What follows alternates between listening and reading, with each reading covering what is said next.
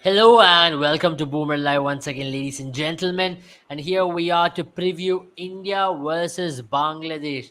Remember, this is a big game for both the teams, especially India to make it 4-4, as New Zealand have taken a lead by going on top of the table with 4 wins, and India are second at this point. And Bangladesh, they would want to continue their winning run against India. Remember, last time they met in the Asia Cup, they had the wood over Team India. Even in the bilateral series in Bangladesh did go on to defeat India. So in the last 5 matches or 4 matches, you can say Bangladesh have defeated India 3 times, and that's where Bangladesh slightly sits better against India. And even if you look in the recent past, whenever India played Bangladesh, the games have gone deep and the games have come very close as well. I have Sandeep Bhai and Jen joining me. I'll start off with Sandeep Bhai. Sandeep Bhai, a big game for India if you look at all perspective, because India have to, do not have to lose these 2 points anywhere here. They'll have to keep the momentum going. And after that game against Pakistan, they'd want to be, at the upbeat from the very word go. Yeah, exactly. And I think it's a very, very important game for India from the points table standpoint as well. If they can win this, and then I think they sit pretty comfortably at the top along with the New Zealand, because we have seen teams faltering against some of the weaker oppositions, like South Africa lost to Netherlands, England lost to Afghanistan, and now they sit in a very precarious position in the points table where they have to win games against some of the. I mean, we are going to get some of the crackers starting from tomorrow, Pakistan versus Australia. Then we have England versus South Africa lining up soon. So these teams have already put themselves under a lot of pressure by losing against some of the weaker oppositions. And Bangladesh, I mean, they are a team going through transition. They are not the Bangladesh that we know of, or that we feared way back in 2007, 2011 or so on. But then again, 2007, you had Mushfiqur Rahim, you had Shakib Al Hasan. They were at the dawn of their career. Now I think they are towards the dusk of their career, and then I think the team will go through a transition after the World Cup as well, because you will see players like Mahmudullah not feature that much, and new players like Mehdi Hassan Miraz, who is having a great impact with the bat and ball, will look to do something or replicate what a Shakib Al Hasan did for Bangladesh in 2007. Having said that, I think it's in India's hand to sort of not put themselves under pressure. They can comfortably win this game, so that they will not feel that pressure when they go on to face a New Zealand or an England or a South Africa later on in the tournament. Absolutely. Jen, I'll come to you now, especially if you talk about this game from a Bangladeshi perspective as well. Now, they did have a couple of good games here and there, but for them, after that beating their God against New Zealand, they want to pick themselves up very quickly because you saw what they can do in the tournament, especially by defeating Afghanistan. But other than the two other games, they looked very ordinary in terms of their performance. They were totally not there. And now it's the time for them to pick themselves there, and they would want to put up a show all of a sudden. Yeah, I mean, Bangladesh haven't looked like themselves for a while. I mean, even in the Asia Cup, except for that match against India, where, frankly speaking, they did not play India's top team. They played a team which was really rested, a team which, was probably an audition for a lot of players for a last minute entry into the World Cup squad. So, and Bangladesh has also, struggled against New Zealand in their ODI series as well post that. So, it's been a while since Bangladesh has been themselves. I think a lot of off the field controversies have really held them back. But Yeah. I think this is one game where they will hope, that they can come back in a strong fashion, because obviously the match that they won, the only match that they won, it was something that is expected of them to win. In fact, I mean, if they ended up not winning against Afghanistan in that first match, you would have probably called it another upset that Afghanistan has caused. But then against England and then subsequently against New Zealand, they really did not compete at all. And that's not the Bangladesh we know of. Because in the Yeah. last decade or so, they've really started competing against the big teams. So with India, they'll feel a slight bit more comfort because, as you mentioned, they already defeated India once in the Asia Cup, and then obviously post that they have been defeating India in the home ODIs as well. So having said that, I think it's time for Bangladesh to now finally try and win one in the World Cup, because they never won, I think, in the World Cup against India. That's still a record against them. So this is probably the day they'll be looking forward to. True, true. I mean, that is one factor which they'll keep in mind, and they've not defeated India in India. That's one record which India holds proud of. But now the game is different. Every opposition has got a bite in the cherry in Indian conditions, and they'll be pretty happy of coming in and maybe creating an upset. You can say an upset because India defeating India by any team by any margin is an upset in Indian conditions, because India is one of the strongest home sides in the world if you look at it in the last one decade or so, Apart even from for last. Pakistan. Yeah, yeah, yeah. But to be very fair, yes, the last time we lost the series as well was against Pakistan, if you remember, in 2012. Since then, India have looked like a totally different team in bilaterals or in test format. It's a hard task. It's not about the conditions. Conditions, you can say it's a similar condition what you get all across Asia, but then it's just the crowd, as Pakistan would like to. Pakistan would like to acknowledge that the crowd is not easy to face against in India. As every time you play a dot ball, every time you play a bad over, the crowd gets behind you, and to add to that, you're going to be up against one of the best teams, especially when it comes to bowling or when it comes to discipline as well. But let's talk about Team India. Shubman Gill is back now. At least he's 100% fit. I didn't know if he was 100% fit for the Pakistan game, but now he's 100% fit. How big a factor is he going to hold? Because the last time when India played a game against Bangladesh, Shubman Gill scored a beautiful 121 in the Asia Cup. So, once again, Shubman and Rohit, if they give a good start, then India will be in better position to put up a big score. That is if India is batting first. Yeah, and I would want India to bat first because over the years against Bangladesh or in recent times, whenever we have come under pressure against Bangladesh, it has been when we are chasing, and when we are chasing 250 to 300, something in between 250 to 300, and we don't exactly know what to expect from a Pune track because this is the first game in the World Cup that is going to be played over there. And also but from whatever we have seen in the past, I don't think it is going to assist the spinners too much. So Bangladesh will have their works cut out. And Shubman Gill, from the other end, Rohit Sharma is a massive factor when it comes to World Cup. He has some 7 centuries, 4 half centuries in 21, 22 innings. So that is a massive feat, and he is in spectacular form.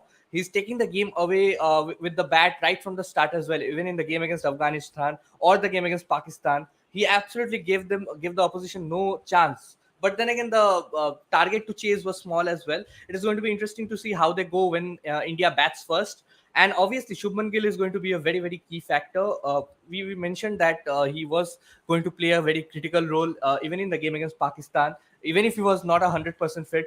The start which he provided along with the Rohit Sharma, the opening partnership, even if it's a quick fire 30 or a 40, that sets the tone for the innings for forward. And India have some really quality players in the middle order as well. You have Virat Kohli, you have Shreyas Iyer, KL Rahul, Hardik Pandya, who can really come in and take the advantage and take the game away if you get a proper start. Yeah. Having said that, I think if India can somehow keep wickets in hand, don't not lose more than 1 or 2 wickets after the power play, or say 15 overs, the way in which India are going, I would really want them to bat first and post a mammoth total and just bat Bangladesh out of the game. Yeah, that's an interesting point, because in Pune, another thing which you have to consider is there's a lot of dew which comes in this ground, traditionally speaking as well.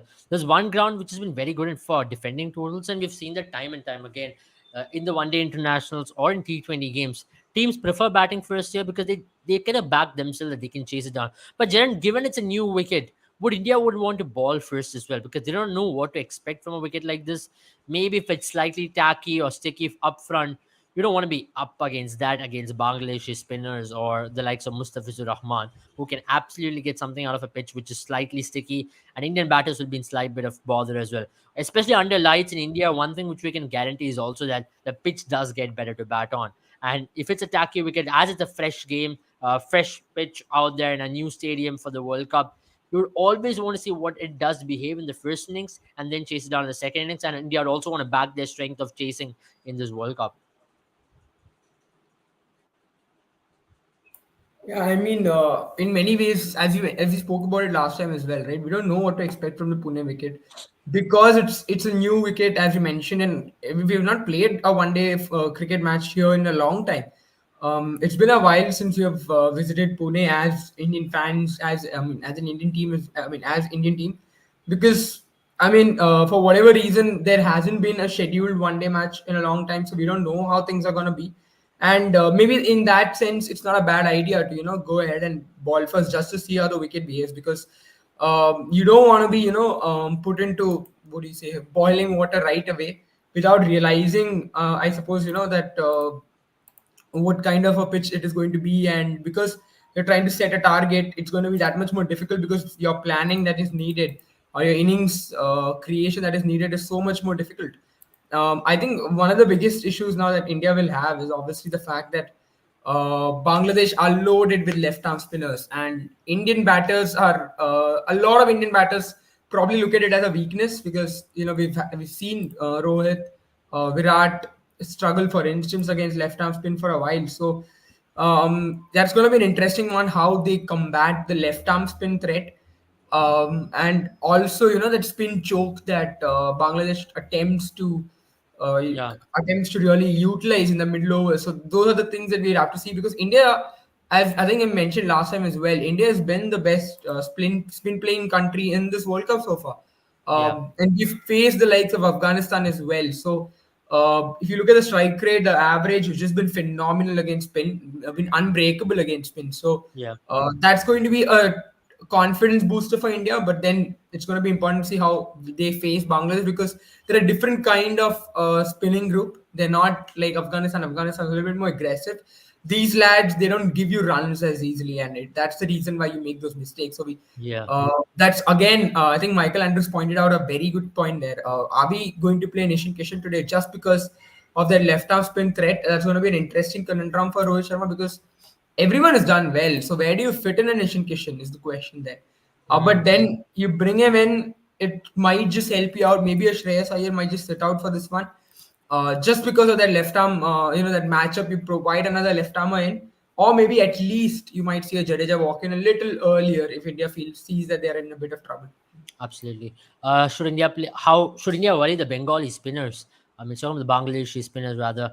I think, to be very fair, it depends on the pitch as well. If it's a flat deck in Pune, as we expect it to, I don't think the Bangladeshi spinners will have any effect. But otherwise, you never know. If you give them any bit of grip in the wicket, they can be all over you, because that's the quality they possess as well. Mehdi Hassan Miraj, Mehdi Hassan, or Mehdi Hassan Sheikh, or Shakib, or Nusum, Mahamadullah. All these guys have got genuine quality in them.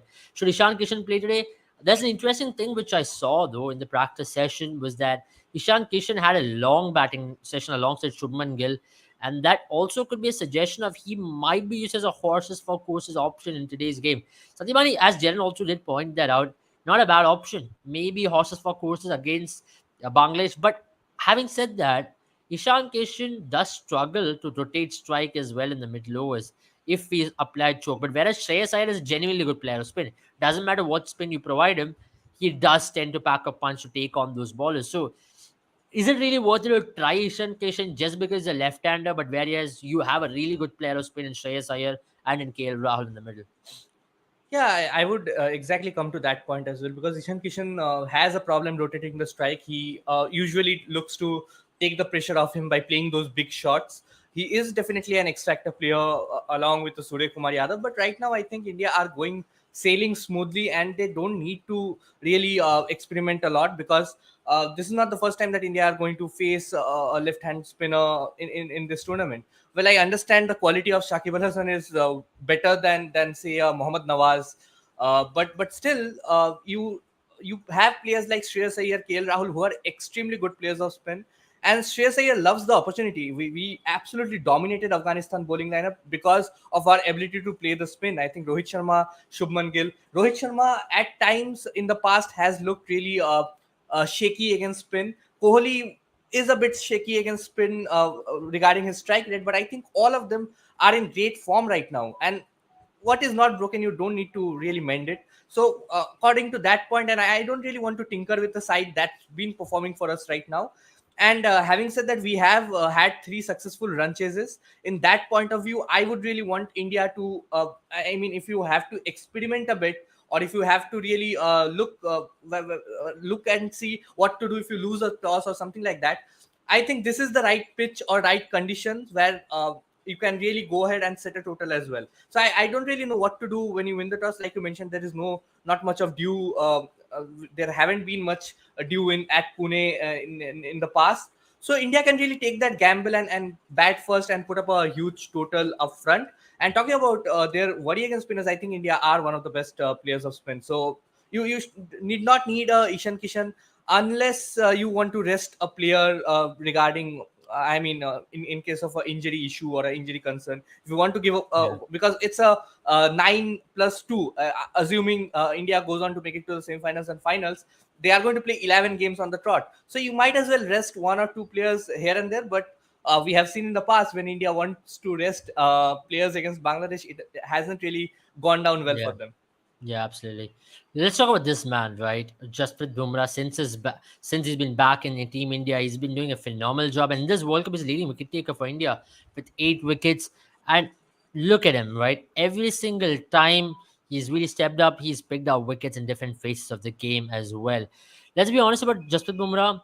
Him against Bangladesh, even if you look back in 2019 World Cup, he was a vital part in finishing off that tail enders, and where Bangladesh was looking slightly dangerous, he did come back and pick up those 2 wickets by bowling those Yorkers. It's still fresh in our memories.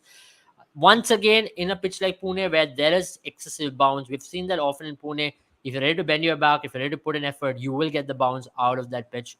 Jen, I think Jasprit Bumrah Siraj is going to hold the key. Last time India played against Bangladesh, India played Prasidh and Shami, but Jasprit Bumrah Siraj is a different gravy altogether. And that's going to be an interesting challenge for Bangladesh as well.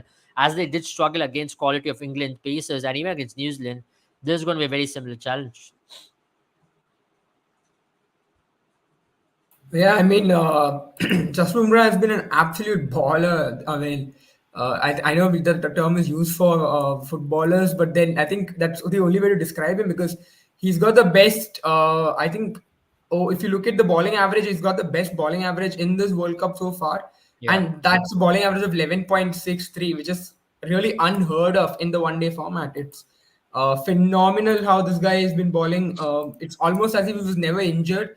Maybe just kept Yeah. in a cryogenic pod, waiting for India to just break him out for the World Cup and unleash him uh, onto these onto the batters of this World Cup. Because in so many ways, this guy is just it doesn't seem like nothing has changed, and it just seems like nothing phases this guy because the more pressure you put on him, the more clutch the moment is, and the more you see Jasprit Bumrah step up to the plate. So phenomenal, really, the way he's been playing.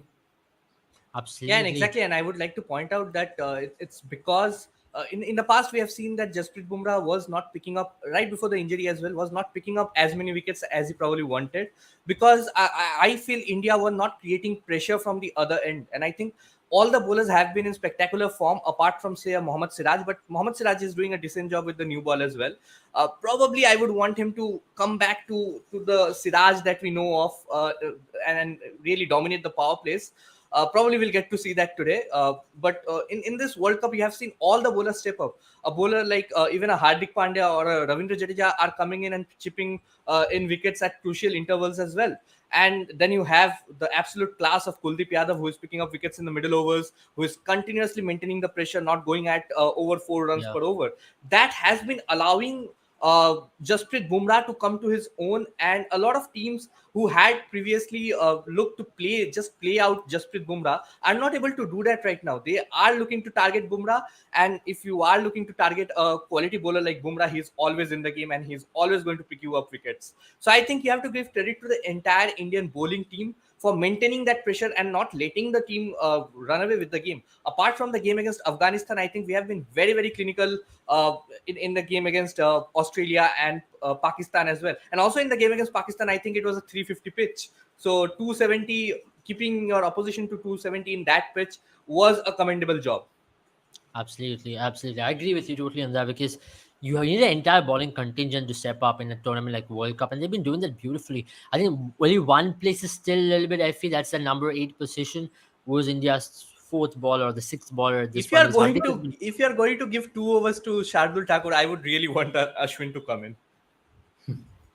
is India going to play the same 11, or do you see any changes for today's game? That's exactly what we're talking about. There could be Nishant Kishan who might just walk into today's game, or you wouldn't mind trying on Mohammad Shami as well.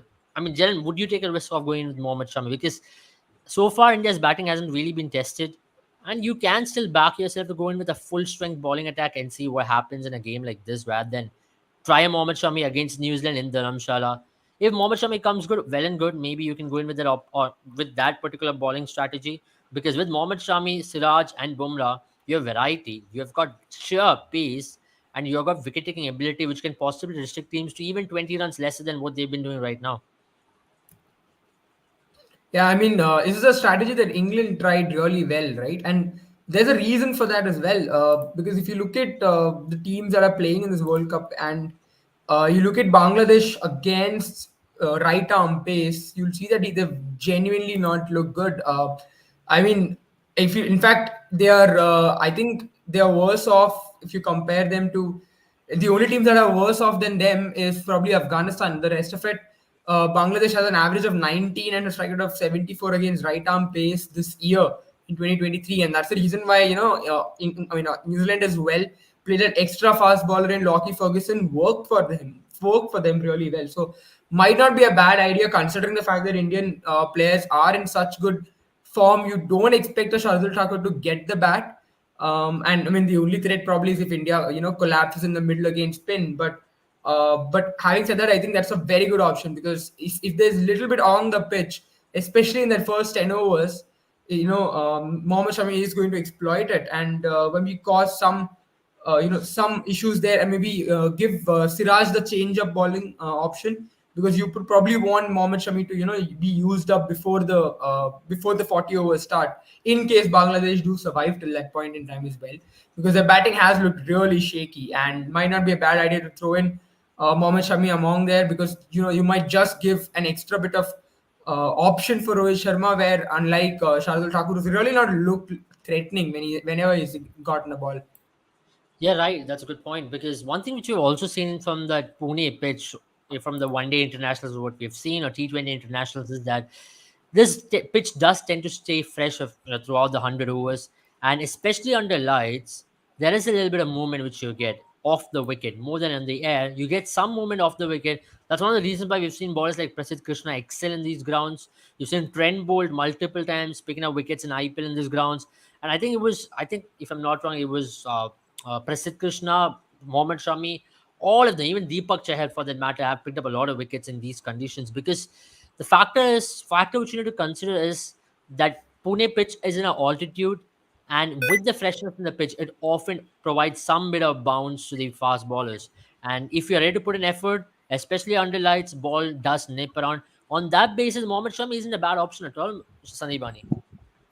Yeah, I totally agree with what Jaren said. I think it's a viable option, especially against Bangladesh, who have suffered against quality pace. Mohammad Shami, Siraj, Bumrah, Kuldeep Yadav, and then the fifth and sixth bowling option of Hardik Pandya and Jadeja looks a very, very potent bowling lineup. My only concern being if there is a collapse, say in the middle order with the Bangladeshi spinners, then India are going to find it difficult. It's a gamble that they can obviously take, but knowing Rohit Sharma, I don't think India are going to really for that Mohammad Shami option. If they decide to play a Mohammad Shami, I think they'll do that when they want to rest Mohammad Siraj, because I don't see them really going away from the theory of a number 8 player being either Shardul Thakur or Ashwin. I think if either of the two are going to make it at number 8 for Team India in this World Cup, I don't see them changing that, because you have seen in the past Bumrah really practice a lot with the bat, and he got the promotion ahead of Kuldeep Yadav with the bat as well. So India are looking to really bag these players to bat a long innings, and if probably Bumrah or Siraj will obviously not take that responsibility. When a Shami can play the long handle with the bat. So if India do decide to play this combination of Siraj, Bumrah, and Shami, I think it is best that you try it in today's game as well, or probably in the game against New Zealand when it is going to be really there is going to be a lot of assistance for the paces as well. So that is when you can really experiment and try that. Other than that, I don't really see them moving away from a theory that you have a number 8 player in the form of Shami or a Bumrah. They wouldn't want to see that. They would obviously back Ashwin or a Shardul Thakur at number 8. Yeah, that's true. That's true. That's something which India will also keep in mind. But having said that, one other player to really watch out from the opposition camp is Mehdi Hasan Miraj. I mean, he has been phenomenal as a batter and as a bowler as well. He's slowly taking on the mantle from Shakib Al Hasan to be Bangladesh's next big thing, both with the bat and ball. how big a factor is he going to be in today's game? Because if you look at his batting, you might often say, okay, he's just a normal batter, but he's just going to score some big runs over the time. And not just that, his bowling as well. He tends to pitch the ball in one area and time again. Has troubled India in test matches and couple of one days as well. Once again, this guy is going to be a massive factor for Bangladesh to pull up an upset against India today, isn't it? Yeah, exactly, and he's one of those new gun, and probably one of those young players that Bangladesh were looking for in the transition phase. And I think they would be really happy with the fact that Mehdi Hassan Miraz, in whatever opportunities that he has got at the top, say the opener or number three, he has really capitalized so far and got Bangladesh off to a steady start. And the case that we have seen that Bangladesh has really suffered in this World Cup is because they have lost a lot of wickets in clusters. Even in the game against New Zealand or the game against England, there was no momentum in the innings because they were losing wickets at regular intervals. So you need somebody who can go even at a strike rate of 78 to 83 at the top, really set the tone for players like Shakib Al Hasan, Mushfiqur Rahim, Muhammadullah to come in and then get the exploits later on in the innings. Having said that, I think Mehdi Hassan Miraj would be more focused on his bowling right now for today's game, particularly. Yeah, batting, obviously, if he gets a chance or an opportunity up front, it is going to be interesting to see how he goes about it. But he is going to play a very important factor with the ball as well, because for Bangladesh right now, I think you have a Shariful Islam who is in great Yeah. form. Apart from him, other bowlers haven't really clicked. We saw how easy New Zealand made the chase of 246 odd runs in Chennai, which was not supposed to be so easy. Yeah. The way Kane Williamson or Daryl Mitchell made it look like. So the Bangladesh, a lot of Bangladeshi shoulders dropped after, say, the second wicket fell down, and Daryl Mitchell really came out with an intent. And that is where you saw a lot of shoulders dropped, and they were not really trying to bowl that attacking mindset or have an attacking field. Bangladesh can be really, really dangerous if they can get a sniff, or if they get one or two wickets in a period where they can really maintain dominance. You need those sort of periods, and whenever Bangladesh has gotten a period where they pick up two wickets, there are lots of people chirping around the bat, and then suddenly you see the opposition under pressure. And I think that is something Bangladesh will have to do, and to do that, middle order wickets is really, really crucial. Middle over wickets. So Yeah. you need a Shakib Al Hasan, Mehdi Hassan Miraz to really click in that middle overs and pick up wickets for Bangladesh, because otherwise Yeah. India are really going to make a mockery of this bowling. If they don't lose Yeah. wickets early on, I think India can go ahead and post a huge total batting first. Absolutely. And as we were talking about as well, Bangladesh have defeated India three out of the four games. But in those three games, there's been one common factor, except that fourth game, was that spin dominance. That fourth game where Ishan Kishan scored the double hundred, you saw spin being a very mere factor in that game. And it was pace bowlers who couldn't do much, and spinners were totally not there. Maybe because of the double hundred, Ishan might get a nod ahead. You never know that. Maybe you can know that in 1 hour time. That is a factor because as India are considering horses for courses, as India would want him to counter the left arm spin of Shakib and throw him away, you still want to keep in sense who is a better player of spin. In my opinion, Shreyas Iyer is a way better player of spin. And Shreyas Iyer should start because if you're playing Ishan Kishan for the left arm spinner, they also have Muhammadullah and Mehdi Hassan Miraj as off spinners in that team. So you need to keep these things in consideration as well if you're going for horses for courses. It's just not a left arm spin based team. They've got players who are off spinners or genuinely good off spinners. So they've got two kinds of finger spinners as well. So they can possibly hold breaks against Ishan Kishan by bringing in off spinner during that particular phase of play and might not even give a sniff of what Shakib or maybe what Nusum or anyone else might bowl. Having said that, even Shakib is a genuinely good bowler against left-handers as well because he's got that experience. He's been playing cricket for last 15 odd years, so he really knows how to bowl against a left-handed batter, and he's had success in multiple occasions as well. If you look at in global T20 leagues across the world, he's often had success bowling against left-hand batters, and also in the He has World often Cup. had success and a lot of temper as well. Yeah, a lot of temper as well, as Sandeep rightly mentioned. That's one thing which you have to give credit to Shakib Al Hasan. He's never been feared out by a batter where you can never go after him. And possibly one of the better spinners out there in the world in this generation. We often don't give him the credit for that.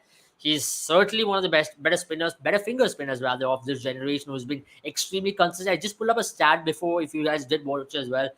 One of the very few bowlers since 2021 to pick up two wickets in every game has been Shakib and Kuldeep, and both are featuring today. And Kuldeep, you can say, is a wrist spinner, is a wicket taking option. But Shakib, being a finger spinner, has been extremely successful in doing that. So you can say that, yeah, they've been playing a lot of games in Bangladesh in spinning conditions in their own backyard. But whatever, Shakib Al Hasan has been a task to get away with, isn't it? Yeah, honestly, I'm I'm just gonna say it. I'm a fan of Shakib. Probably he takes the attitude and temperament. He sometimes loses control of it and does not really know what to do in situations where you need to be calm or be a better person or mature. But talking about his game, I think he is one of the best all rounders of this generation. He has been in the business for a long, long time. 2007 ODI World Cup where Bangladesh stunned India. It was Shakib Al Hasan coming of age. He was a youngster back then. And since then, probably after the 2011 or 2012, over the last decade or so, he has been a dominant force when it comes to finger spin. He is very, very underrated. You often see Bangladesh sensations, like even we are talking about players like Mehdi Hassan Miraz. But I think when you talk about impact with the ball, I think Shakib Al Hasan has had the best impact with the ball over the last 2 3 years as well. He is a more matured bowler. He is looking to play more matured knocks with the bat. Does not really let the opposition really come and pressurize him. Probably one thing that I can really criticize, if I want to criticize about his game, can be his dot ball percentage, because like Ishan Kishan, I feel Shakib Al Hasan with the bat can really get down and be really quiet during certain overs, and really not take the singles, rotate the strike, and get the game going. But apart from that aspect of his game, I think with the ball and with the bat overall, he's a brilliant asset for Bangladesh and the world of cricket as well. I think he has been a great ambassador of the sport. Well, you can't say ambassador of the sport because of the behavior that he shows on the field, but I think just from a technical point of view, or just based on his performances over the last decade, I think he's the best all-rounder of the decade, along with, say, a Ben Stokes Absolutely. as well.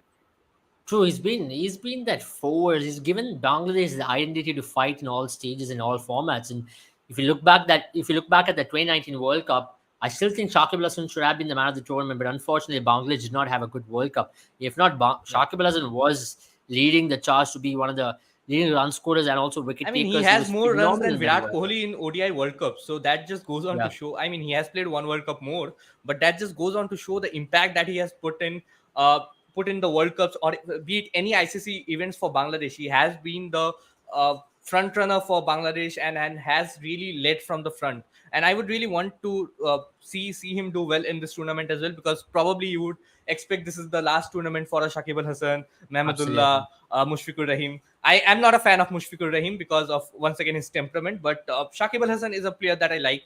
Uh, Probably a bit of KKR angle as well. But then again, he has been that quality player. And also, I totally agree with you on the point of Shreyas Iyer being the better player of spin. And from whatever we have seen in recent Yeah. times, just the 2 games of the World Cup, he has looked at ease against the spinners. A half century Yeah. against, 20 odd runs not out against Afghanistan. A half century not out against Pakistan. Apart from the game against Australia, where he got out trying to play a loose shot, I don't know what he was thinking back then. But apart from that, I think he has looked really, really comfortable. And I'm not a fan of Ishan Kishan's dot ball percentage in the middle. Just like Shakib Al Hasan, I think he's a player who plays a lot of dot balls, even against the spinners. And then Yeah. he has to go for that release shot, or that get out of jail shot. And Hmm. that can, I mean, land on any side. On his day, he'll probably hit six sixes. But when it's not his day, he might hole out to a deep mid wicket after playing 10 to 15 dot balls, and that can really hamper the momentum of the innings in the middle order. So I think if Absolutely. Ishan Kishan needs to play or gets to play in this World Cup, I sorry to say, but I feel that the opening slot is his best chance, because India tried him in the middle overs. Apart from the game against Pakistan, where he was really, I mean, mature and smart about the way he went about his business. But then again, there was a lot of dot ball percentage in that game as well. So apart from that game, he hasn't really had an impact in that middle order, and he has got certain opportunities in that middle order. So I think Shreyas Iyer is a better call. True. I mean, you have to say Shreyas Iyer has been the better choice as well in terms of handling pressure. He really packs a punch under pressure. He's really done that for us in multiple occasions, test matches, or in one day internationals as well. And not no better player than Shreyas Iyer to turn to against Spain in India at this point of stage. And he's done it for India in multiple occasions. There is clear stats to back that up. And maybe Shreyas Iyer will get the nod ahead, and Ishan Kishan might have to wait. Maybe horses for courses might have to really take a backseat in games like this. Maybe a cricketing brain or the form will take control.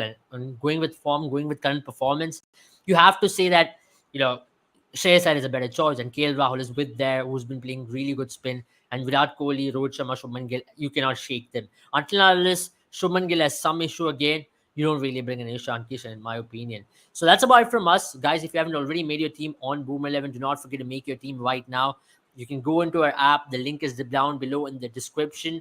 You can check it on Apple App Store and also Google Play Store. It's absolutely free to play if you want to try out the free to play feature. And do check out our premium contest with our shop. You can purchase things on our shop on Boomer 11 and win Amazon vouchers worth 5,000 dirhams. So this is your opportunity to get on Boomer 11 app, and also check out our predictor feature if you want to predict what's going to happen in today's game, how many sixers, how many wickets, and how many runs will be scored by each of the teams. So this is your opportunity that there also you can win a lot of prizes. So do not forget about that. Have a good time, all of you. See you all very soon after the game. Thank you once again, Sandipani, for joining, and bye-bye. Take care. Bye bye, guys.